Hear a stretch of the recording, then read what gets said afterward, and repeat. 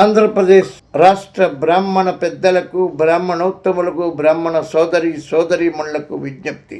మనకి 20 లక్షల పైన ఓట్లున్నాయి సుమారుగా. కిందటి ఎన్నికల్లో జగన్మోహన్ రెడ్డి గారు 4 సీట్లు బ్రాహ్మణులకు ఇచ్చారు. ఈ సంవత్సరం మల్లాది విష్ణన్నకు ఇవ్వలేకపోయినా మరింత ఉన్నత పదవి ఏదైనా ఇస్తానని చెప్పారు.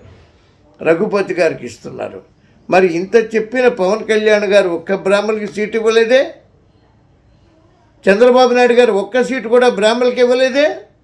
బ్రాహ్మణులకు కనపడరా? నిజాయితీతో లోక కళ్యాణం కోసం బతికే బ్రాహ్మణుల్ని మీరు గౌరవించకపోతే ఏ బ్రాహ్మడు మీకు ఓటేస్తాడు? రాష్ట్ర వ్యాప్తంగా తిరుగుతా బ్రాహ్మణులందరినీ ఏకం చేసే కార్యక్రమంలో నన్ను బ్రాహ్మణోత్తములందరూ ఆశీర్వదించమని ప్రార్థిస్తూ, అమ్మా Prasad, Brahman cooperative credit society chairman, 7777 006 007.